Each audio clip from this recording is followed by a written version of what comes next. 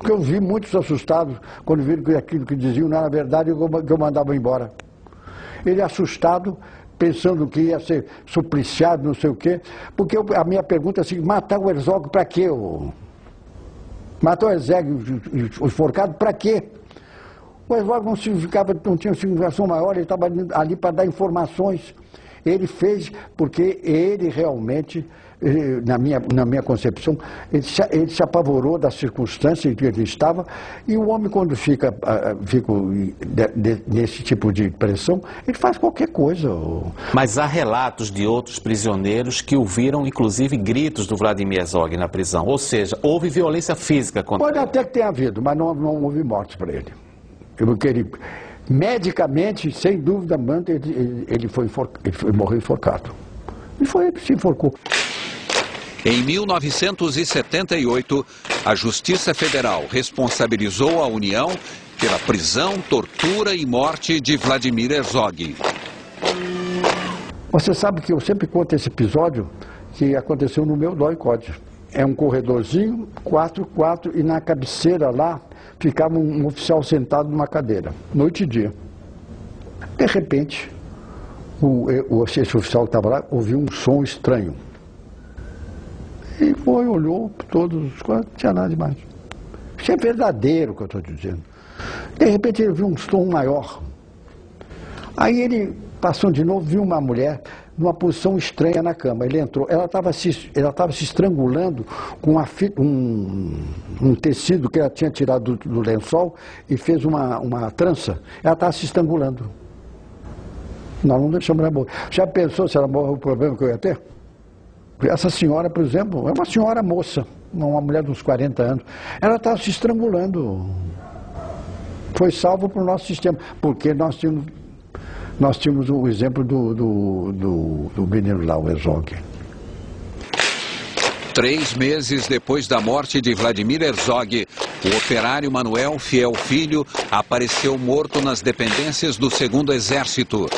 O presidente Ernesto Geisel demitiu o comandante do 2º Exército, general Edinardo Dávila. O presidente Geisel demitiu o comandante do 2º Exército porque havia torturas em São Paulo. Fez muito bem fazer. Mas o princípio do General Geisel é o princípio que nós nos orientávamos os chefes, né? Nós não admitimos tortura. Ninguém admitiu. Agora, a morte do jornalista Vladimir Herzog e do operário Manuel Fiel Filho provocou uma reação do próprio presidente da República. E nós também. Isso não é um indício de violência? A morte do Major Martínez, morto miseravelmente, a morte do Major Alemão, que era meu aluno na Escola Itamar, que recebeu inclusive um tiro na nuca, a morte do Major Sandro nos deixou muito chocados. Olha, tomei lá da cá, hein? Dos dois, guerra é uma coisa. Sabe o que eu costumo dizer de guerra? Todo mundo tem uma palavra sobre guerra, mais ou menos no mesmo tempo. Guerra não tem nada de bonito a não ser a vitória. Os militares a que o general se refere são: o major alemão Ernest von Westerhagen foi morto por engano no bairro do Jardim Botânico, no Rio, em julho de 1969, por guerrilheiros que pensavam que ele era o general boliviano que tinha comandado a caça a Che Guevara na Bolívia. O capitão do exército americano, Charles Chandler, foi morto em São Paulo em 12 de outubro de 1968 por guerrilheiros que suspeitavam que ele era agente da CIA.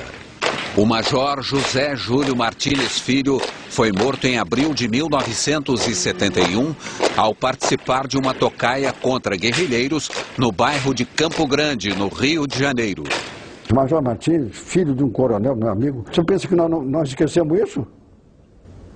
Não, nós não esquecemos isso também não. Agora, só que a mídia não fala nessas coisas, só fala nesses outros casos.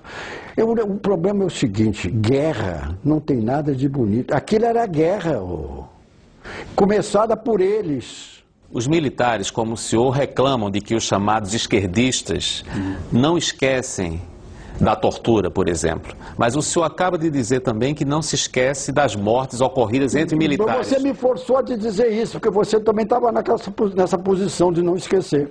Não, estou fazendo uma pergunta. Não, mas eu estou te respondendo. Eu não sou militante. Pelo fato de você não ter esquecido e não saber das outras coisas, eu estou te alertando que no outro lado também havia isso. Não, eu sei que houve mortes dos dois lados. Você sabe? Por que você não perguntou sobre essas mortes? Agora você vê a nossa situação, trazer um oficial da Alemanha para fazer um curso aqui e o cara ser morto miseravelmente na rua. A gente gosta de lembrar isso quando vocês falam, né? Vocês falam, não, é aqui. Aí porque eu entro na mesma chave geral. Guerra é guerra. Guerra não tem nada bonito, só a vitória. E nós tivemos. A vitória foi nossa, porque esse país caiu na democracia que nós queríamos. Os atuais homens que estão no poder deviam nos ajoelhar, nos agradecer de joelho ter feito a Revolução de 64.